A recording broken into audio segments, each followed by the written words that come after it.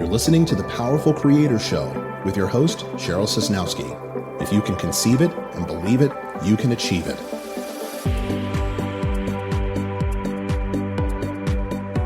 And now, here's your host, Cheryl Sosnowski.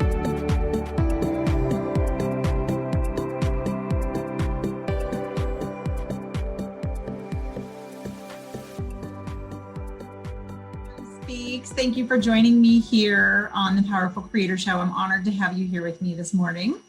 I'm honored to be here with you, Ms. Cheryl. All right, so my first question that I start off all of my conversations with, and I cannot wait to hear yours, is what does it... Pressure on me there now, Cheryl. No, just from hearing you on Clubhouse and knowing what a wise woman you are, I can't wait to hear what you have to say. What does it mean to you to be a powerful creator? Ooh, you were going to ask me that question because you told me, but I really didn't want to do a whole lot of prep for it. So I wanted to be kind of natural. But I think that the sincerest answer in the process of where I'm at now really is just learning to be me. Waking up every day and allowing myself to be me, no matter what I think goes right or wrong, no matter how I may show up in regards to what other people may think about how I'm showing up.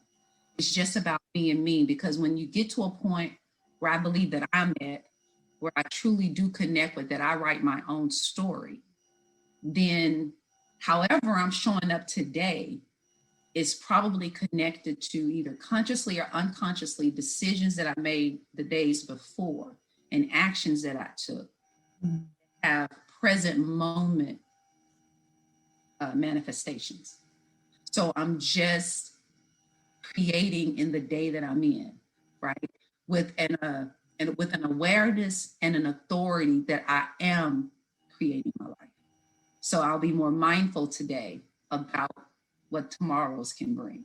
So just showing up as me, right? That just showing up as me. And how do you know who you are? It unfolds by the day, moment, right? Because I'm not fighting myself as much, right? So even if I show up and let's say I'm not as productive today as I want to be, and I use the fact that I wasn't productive as, okay, Sean, you didn't need to be as productive today. It fit because you know that if you needed to be more productive, you would have shown up that way. So as part of writing my story is also accepting what my current state is with an understanding that I always have the power to change it, because just like that, I can turn it, right? And be very productive. And so I try not to beat myself up anymore, right? And then, and by doing that, I get to be more of me instead of who Cheryl said I had to be. Right. Because every time I was trying to be who Cheryl said I had to be, what was shrinking. And what I love about the name of your space, I always say, make space for yourself, right? And when you stop living by other people's, you stop shrinking. Give your space, you give yourself space to be. And in that space, you can grow, you can change, and you realize you're not as limited and as bounded by, all the things that you thought bound you, right? And you feel freer to be you. So when you do something, you're no longer saying that was a mistake. No, it was an experience that I get to learn from in being me. Right? So if you ask me, who am I? I'm unfolding. And I am giving myself space to unfold, as opposed to trying to force myself into being what I thought I had to, into fitting into the absolutes of being, a girl from Southern Mississippi, right? I get to unfold into whoever I choose to be. And that's giving myself space. Oh my gosh, you said so many things that are my favorite thing. I knew I was going to love You just from, so you and I met in a room on Clubhouse, and I just listened to you, and I can, you get a sense about somebody if they're, I mean, like you're in person. I mean, like if I was in your space right now sitting across from you, it'd be exactly the same. And I knew that would be the truth about you, because you have that energy of unfolding as you are, where you are, how you are, who you are. And let's talk about the power of allowing, because you mentioned that a few times, and I would love to talk about the difference between forcing and allowing, and your point of view on that. Oh, wow. Yeah. I think I have been a person that tried to force a lot in probably every aspect of my life, whether it's relationship, and I'm still processing, right? Whether it's relationship, career, just existence, right? Trying to force it.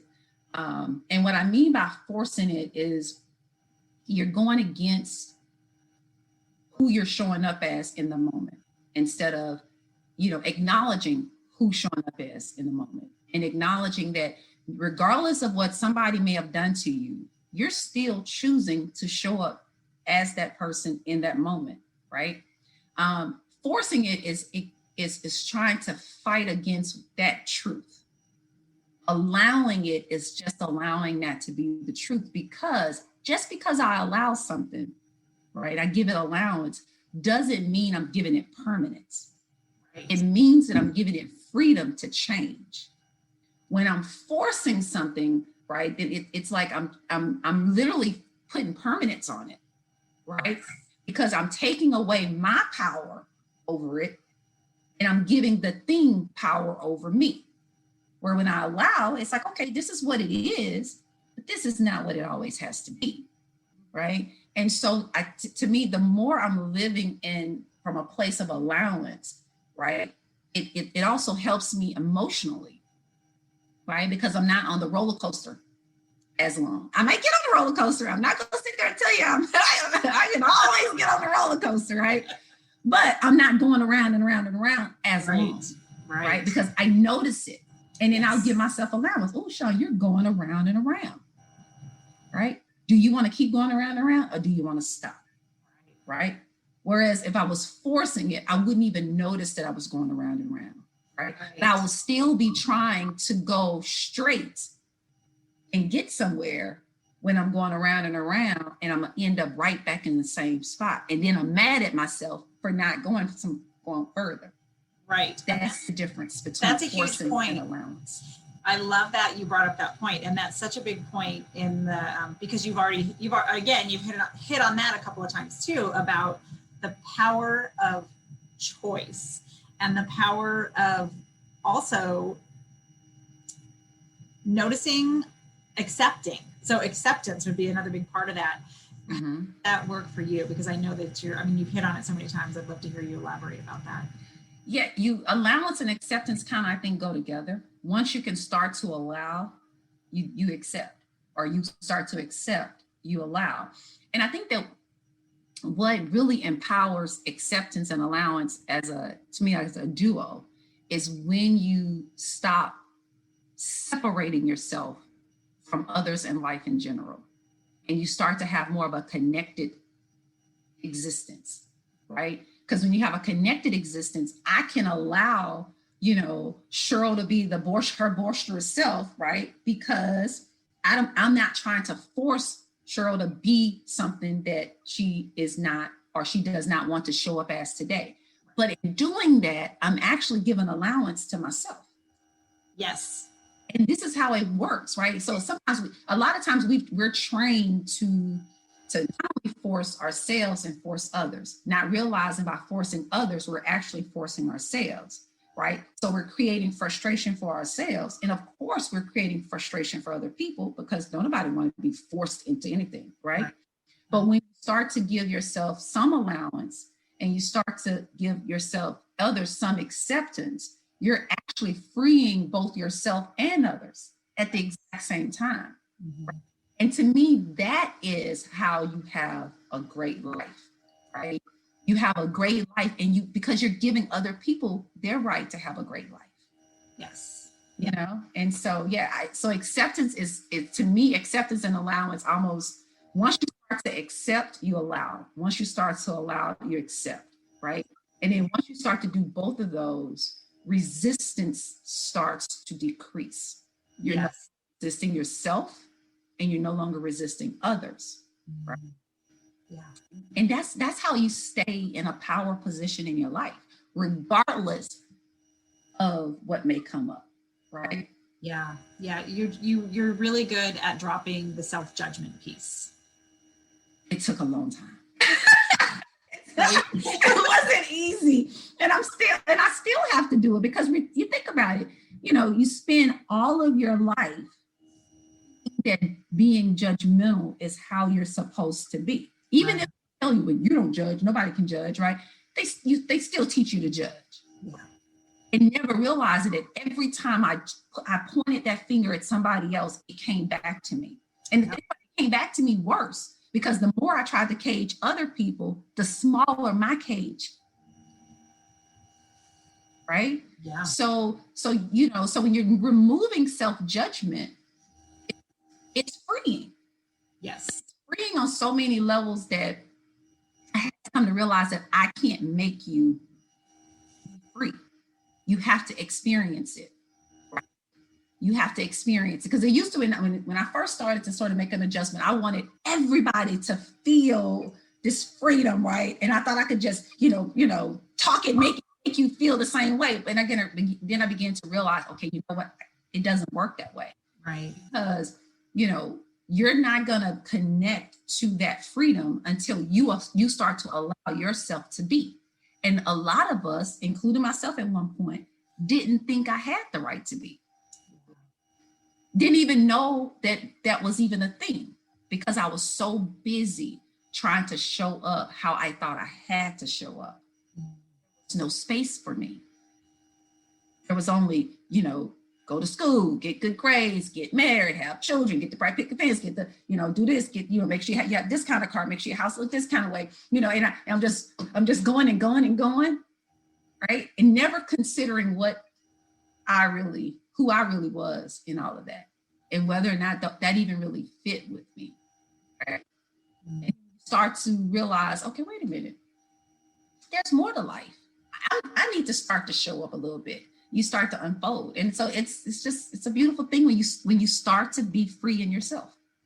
Yes, that is literally hands down my favorite feeling. And for me, that freedom comes from, and I think this is what attracted me to you so much too, because I hear it also in you. So you know how, you know, vibrations that are resonant are attracted to each other. And I was like, oh, she gets it.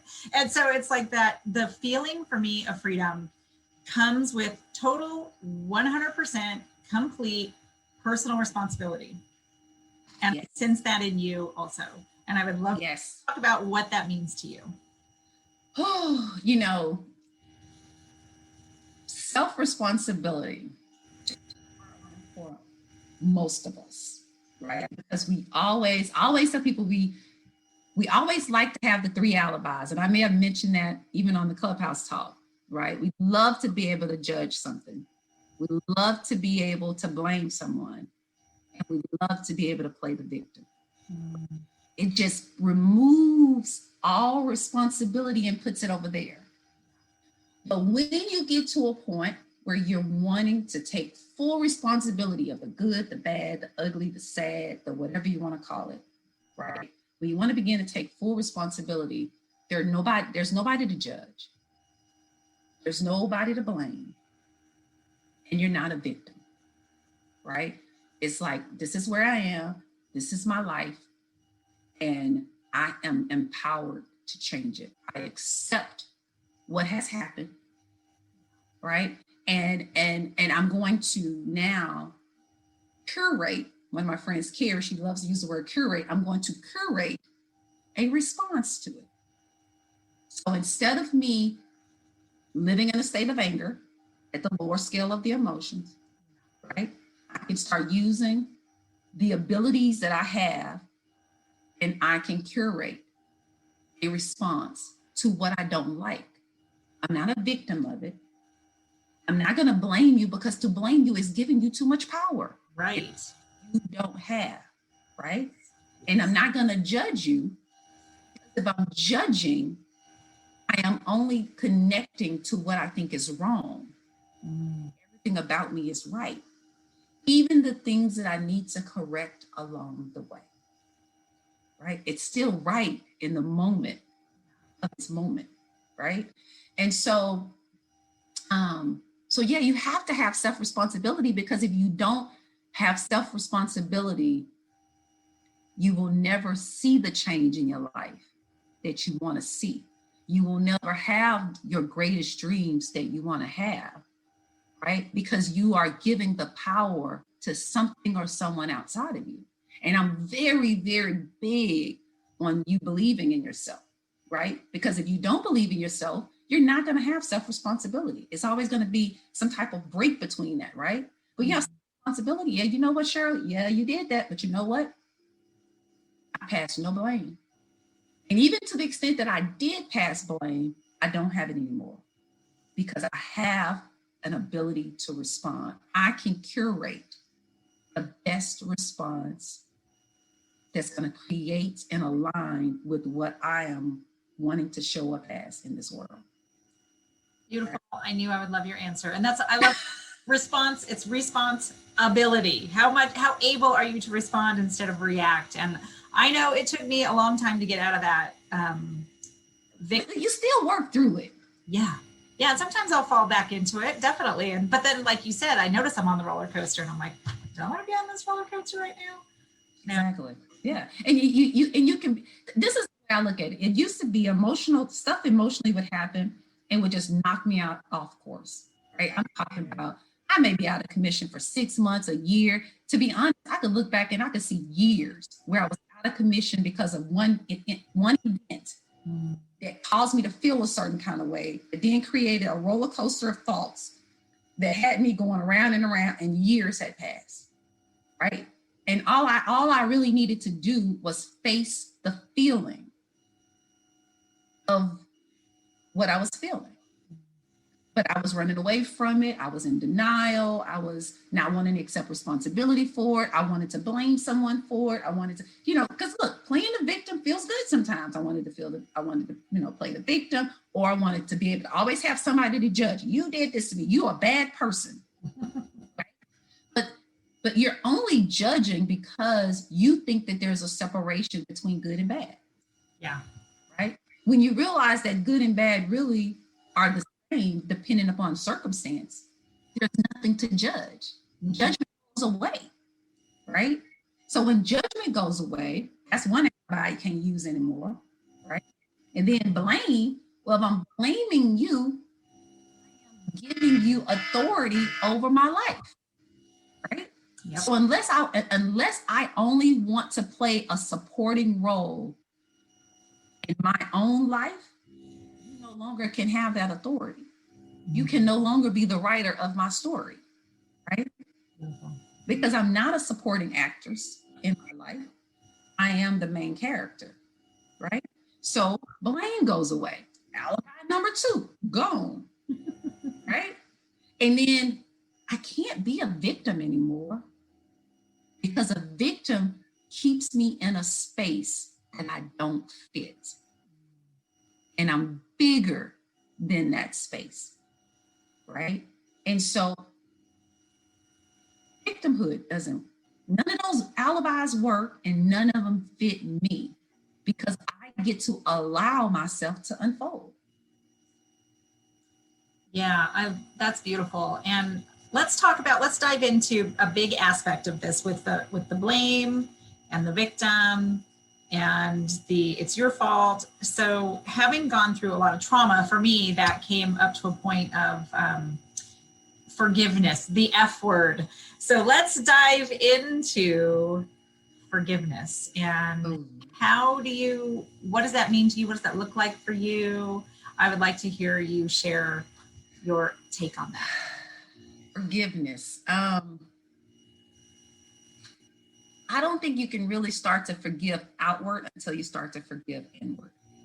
And I think that depending upon maybe your age, your past life experience, you may be in the process of forgiving yourself for a very, very long time for a lot of stuff that's already passed, right?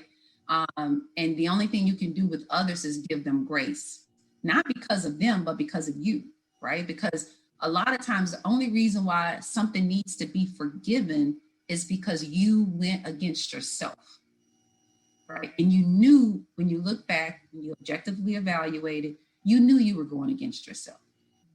You knew you were not listening to yourself. You knew you had a feeling that you didn't communicate, right? Because a lot of times we're so afraid to communicate the feeling, right? And then something happens and then we are feeling, like somebody did us wrong and now we need to forgive. But in actuality, it isn't what that person did or didn't do that you need to forgive. It's the fact that you did not fully consult yourself and do what you felt in that moment that you felt like you needed to do, right? That created the need for forgiveness, right? And so I think if we start to do more self-consultations with ourselves and just in the moment be as honest and as sincere in our actions, our words, our deeds with other people, you decrease the need for forgiveness of others, right? Because you're not having to work on forgiving yourself. Like for me, I've spent a long time, probably still do, to be honest with you, Cheryl, forgiving myself, right? But I'm finding it as I'm understanding what I'm forgiving myself for not listening to myself. I'm forgiving myself for not going with the feeling. I'm forgiving myself for not living how I wanted to live. I'm forgiving myself for disregarding myself, right?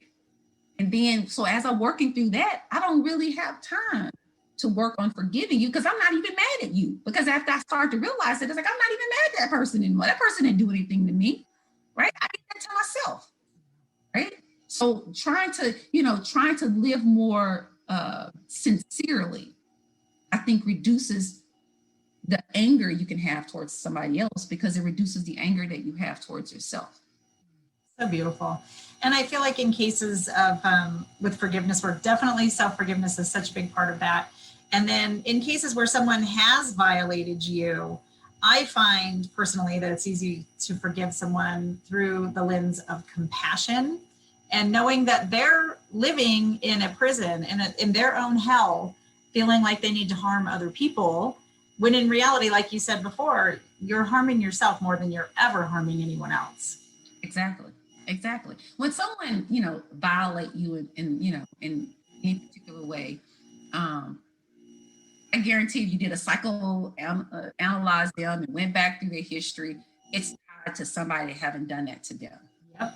They're not processing it and they mistreat you in that process. It's just probably, I bet it's at least 98% of the time. But you still, at the end of the day, you still can't even be a victim of somebody that has traumatized you. Because as long as you're a victim to the trauma that they inflicted, their trauma and them have power over you. Right. So if you come from a place of compassion, as you said, because you give them grace, right? But you also have to reframe it, right, for yourself so that you get the power back, right? Because we're such powerful beings that, we have the brain functionality that we can think about things that happened in the past, right? And we can give it a whole nother perspective that empowers us today. 100%. 100%. That's just fact, right? Yep. So if we have that power to do that, then sometimes you have to take even the most traumatic experiences that you have had in your past and utilize your ability to go back to that, reframe it, see it from a different perception, right? And utilize that in a powerful way today. How does that feed who you're wanting to show up today? How does it serve you? How can it serve you? How can you make that traumatic experience useful in the creation of your new life, right? Because at the end of the day, it's all about useful and not useful. Yeah. I can worry about what happened in the past. I can stay stuck in that trauma. Now, if that's useful, but if it's not useful, reframe it to make it useful. Yeah. Right. And that doesn't mean you have to play the fool. That doesn't mean you have to let people continue to use you. It doesn't mean that. The only reason why you think it means that is because you're stuck in the 3 alibis. You're still trying to look for something to judge. You're still trying to look for somebody to blame, and you still like to play the victim. I had to realize I like to play the victim. I am LaShawn, and I like to play the victim, but I don't want to play the victim anymore. You have to come to that place. That is so powerful. And I know another aspect of that forgiveness loop for me and letting go and dealing with a lot of trauma in my childhood was taking away the personalization of it. That I was always like, why did they do this to me? Why me? Why choose? And then what I realized one day, I had a distinct thought that just said, it wasn't about you. You just happened to be there. And then when you take away that personal aspect of it, it's like, oh, there's nothing wrong with me. Exactly. I think that that's where looking at things from a oneness, allness perspective comes in at. Because you're right, it didn't have anything specifically, right? You just happened to be there, and they happened to be able to do what they did, whatever it was, right? And I love how you just said you took away the personalized aspect, because a lot of times we think everything in life is monogrammed with our name on it. It's just, no, sometimes it ain't got nothing to do with you. Yeah. You just got the brunt of the pain. That's it, right? And so, so seeing it that way gives you back your power. Right. But you have to want your power back. Yes. And sometimes that you don't even know that you don't want your power back because you're so stuck in your power. And I'll be honest, it can become comfortable in pain. Oh yeah. Pain can become comfortable to the point that it feels good that I can pick up the phone and say, Cheryl, let me tell you about all the things that's wrong today. Right. And it's cool. And Cheryl listens. She's a nice friend. She's going to listen to me. And then tomorrow, next week, all the things that's wrong today. Right. And what you have to realize is that what has happened over time is that I've become married to the pain.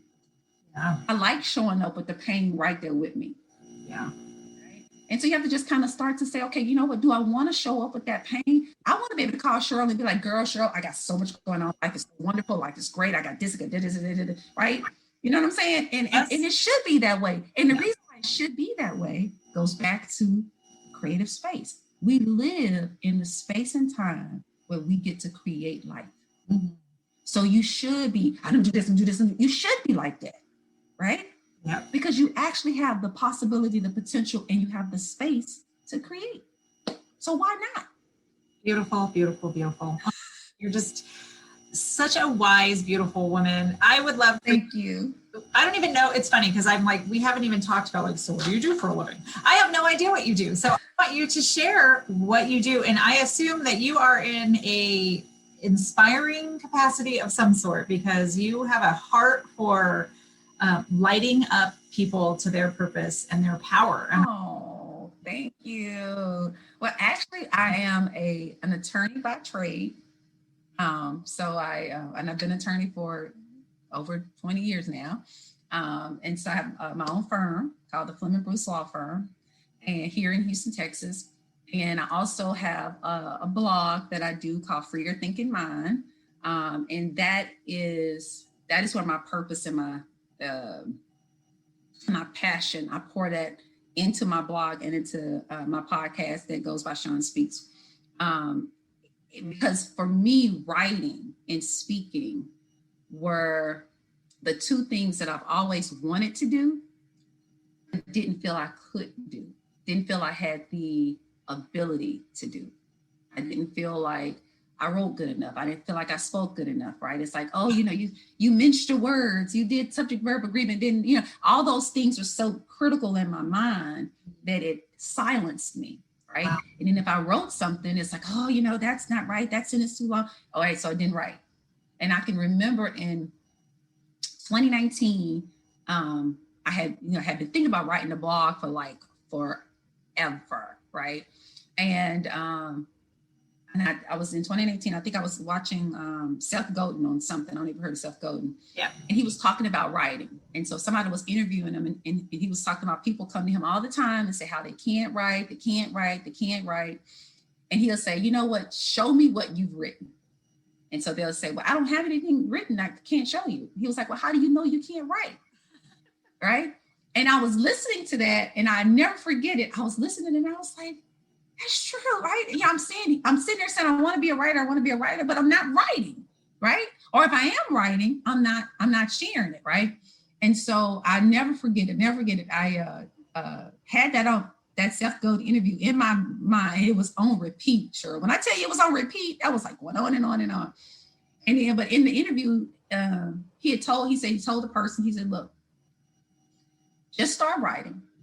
And after you've written something, revise it. You can revise it. But then you got to get to a point where you say, you know what, I didn't revise it enough. And then you just got to ship it. So I went to bed, ship it, Sean. So I got up in the middle of the night and I was like, okay, you're gonna do this blog. So I got on GoDaddy. I found me, some websites, names. And I say, okay, I reserved a couple of them. And I said, okay, Sean, I went and got my purse and got my credit card. I say, now, if you pay for this website, you had better create this blog. And you got 24 hours for this website to go live. Now, first of all, I never built a website ever in my life. Let's just say that, right? Second of all, the next day I woke up, I forgot that my daughter had a lacrosse tournament. So I was going to be at a lacrosse tournament all day. So I'm like, okay, Sean, you gave yourself 24 hours to do this blog, or else you said you were not going to mention writing again. So got up the next day, had to take my daughter to a lacrosse tournament. So I'm at the lacrosse tournament. So I bring my iPad, sitting in the car, and I'm just like, okay, you know what? I said this blog has got to be live within 24 hours, and it is going live. So in between games, go in my car, I'm writing. I'm just writing it up. And when the time period came, I just hit release, live, right? Because if I'm ever going to live my best life, I have to start to trust me. And you hit on that note of, what's the word I'm looking for? Just, it's kind of this sense of, I feel like along with this aspect of personal responsibility and inner freedom and self-love comes this sense of honoring your own integrity. Yes, I love that. Honoring your own integrity. And we're not generally, a lot of us are not taught that. Growing up, we're actually taught the opposite. We're actually taught to think and to believe, maybe believe more than think, because the belief can be even stronger than thinking, to believe that we shouldn't really honor our own integrity. Now, they're not saying don't honor your own integrity, Cheryl. Right. They're not saying it's smoother than that, right? But there's a distrust that is implanted in you, that's taught to you very subtly. And as you grow up, right, you realize that you don't trust yourself, right? If I get an idea, I'm going to have to call Cheryl. I'm going to have to call Carrie. I'm going to have to call Sharita. I'm going to have to go down my whole list of friends, right? For me to do what came to my mind. Because there's something that was subtly taught to me, whether intentionally or unintentionally, for me to not trust myself. Me not to believe myself. But at the same time, I have to actually disregard the actual life I'm living. Because the actual life I'm living, I look around and everybody's ideas are in front of me. So somebody had to trust what came to their mind. Right. And they had to trust it even when everybody else did not believe it. Yeah, I heard someone say, or I read it in a book, saying they were talking about genius. And they made the case that every last person in the world is a genius. And of course, I'm reading like, hey, I ain't sure everybody know genius. But the point that they made, and I thought, you know what, sure, right, is that the reason why you can say everybody is a genius is because if you spend the time to do the inner work of getting to know you, you have something so uniquely, right, that's so custom to you. And if you learn to perfect you, it's genius, right? It's genius, right? And so, but the thing is that you have to trust, honor your integrity of yourself. And what's coming to you is for you to develop, for you to spend time with. So when I think about when I shipped it, my first blog, when I shipped it, that was me finally saying, Sean, I honor your desire to write, right? And you don't need anyone else to like. I don't even think you can do comments on my blog because it wasn't about anybody's comments. It was about me trusting that what I have to say has life, even if that life is after me, right? So beautiful. Oh my gosh, you're just such a powerhouse and you're just a fascinating human being. Thank you. I love your energy and your mind and your strength and and the way that you have of articulating all of these things. And then it also just inspires I find it funny that you said you didn't think you could speak or write, because I'm like, oh my gosh, I listened to you and you have an ability to, like I said before, it's like a little match that lights up that little spark in other people. And that's a beautiful gift. That's your genius. I appreciate that. Well, I appreciate that, but I didn't always feel that way. I did not always feel that way because I stutter, right? And so you grow up and it's like, oh, I stutter. I better not talk. I better not speak, right? And I think a lot of people have the whole fear of public speaking thing, right? Yeah. Now I don't. I try to show up, back to the original question. I try to show up as me. So if I stutter, you're going to get to stutter, but I'm still going to speak. I'm still going to speak again, right? I'm still going to go for my shot again, right? Because I always like to use the analogy with, like, let's take a Michael Jordan, right? One of the best basketball shooters in the world, right? To ever have lived. Yeah. But didn't he miss a lot too? Yeah. And he still, after that miss, he still took another shot. And that's what I had to learn to do, right? I'm not going to always connect with other people in that moment. Or I may say something that may be, not 100%, or I may stutter. But guess what? I still got to speak some more. I still got to show up some more, right? Because I'm giving myself space to unfold, right? And the only reason why I think something isn't perfect is because I'm letting you tell me perfect instead of letting myself just be. And when you let yourself be, perfection is in being. It can only be. And I'm deeply spiritual, and I believe that we are all one, and we're all sparks, like these little individual drops of consciousness that came from the same divine source, living in these bodies, whatever shape, whatever sex, whatever color, whatever disabilities, whatever, anything that they have, whatever trauma they go through, whatever beliefs you come with, whatever gets imprinted on your energetic field. And it's up to you. And I feel like that's the life's work, is to find your integrity, find your love, find your truth, find your passion, and to trust that guidance, like that urge you have to write. And then noticing, like, I think that you hit on something really important. And before we wrap this up, is like noticing when that certain thing that you hear or see sticks in your mind. Like for you, it was that Seth Godin thing saying, how do you know you haven't written anything? And you're like, so I feel like when you notice that thing that somebody says to you, that becomes the catalyst for you doing, it almost is like it becomes the energy behind you recognize that. Then you're like, oh, that's the thing I need to do. Well, I think it becomes, I agree. I think it becomes the thing that helps to notice that you have to remove the thing that separates you. Right? It gets you back closer to the oneness, to the allness. If you want to call it a divine source, I'm fine with that. But it's about getting you back to the oneness, because the only reason why you see these divisions is because you were taught to believe them.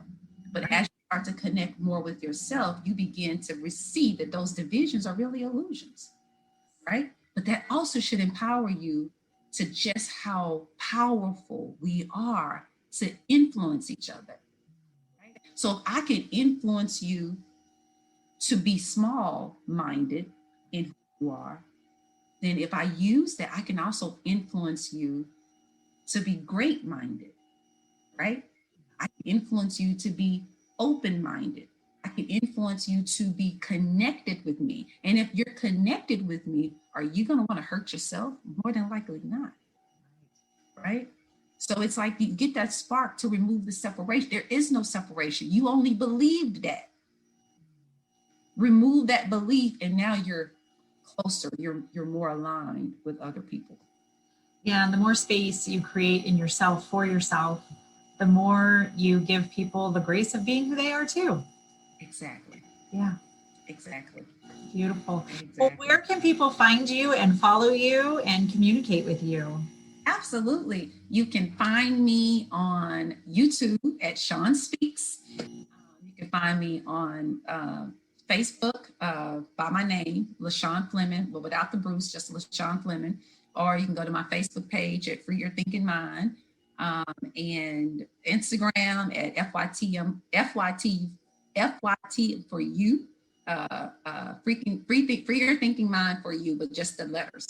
Gotcha. And the same as on Twitter. So I am, and on Instagram I have a link tree. So everything is on the link tree. Okay, so they can link to your blog and link to everything. Yeah. And I highly, highly, highly recommend anybody on Clubhouse follow you and hit the bell for when we know that you're starting a room to hop on in there, because that conversation was really beautiful and that space was really beautiful. And I love I feel like when you show up as yourself, you give people permission to show up as themselves too.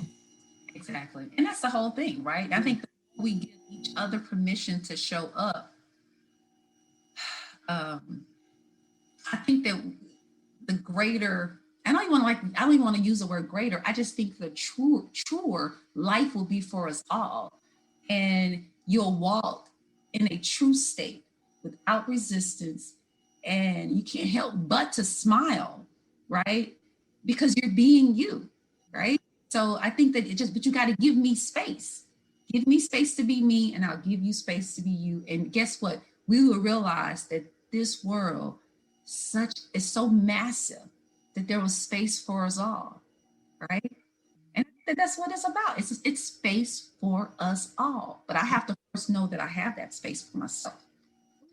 Yes, space for yourself. And then also I like to do this zoom out where I'm like, I picture aliens coming upon this glorious planet in this galaxy. And I feel like finding Earth, finding a planet like this must be like finding a rose bush growing in the middle of the Sahara Desert, that you would come upon it and just be like, wow, why don't these people see what a beautiful place they're on and what a miracle they all are and how remarkable this all is. And it's just a completely different reframe. And it really is. That's how it is. Yeah. That reframing is, if you just take that, using that example of aliens coming and put us in that perspective, right? You're coming to this earth, right? And you get to live, you get to develop, you get to build, you get to grow, right? You get to look back and say, okay, there was a time when there was no such thing as a downtown with all of these buildings. We created that, right? We created that. We built that. If you can just connect to that power, right? That opportunity, that potential, right? And stay true to yourself in that potential, you will then stop being victim of someone else's manipulation. Because all it is that we've kind of been manipulated to build some people's worlds. Right. And so you think, okay, I got to do this, I got to do this, I got to do that. Well, you only got to do it because you believe that particular construct, right? Instead of believing what you want to bring to this world. Mm-hmm. And so you come out as an alien, you say, okay, you know what? I'm here for a period of time. I get to be me. I get to learn me, right? That's the thing I think we got to get back to is you get to learn yourself. And if you can get to a place where you are okay learning yourself, now you get to enjoy life. And that's what it's all about. Perfect note to end this conversation on. That was just beautiful. Perfect. Thank you much for taking the time from your life to be here with me and with us and sharing your wisdom and just your love and your heart. And I know that we'll be connecting down the road. Oh, absolutely. No, thank you for asking me. I so appreciate. I really do. Thank you. Have a beautiful day. Love it. You too. Thank you. Thank you. You've been listening to The Powerful Creator Show with Cheryl Sosnowski. Subscribe at iTunes or go to powerfulcreatorshow.com and join our email list so you never miss a future episode. Have a powerfully creative day.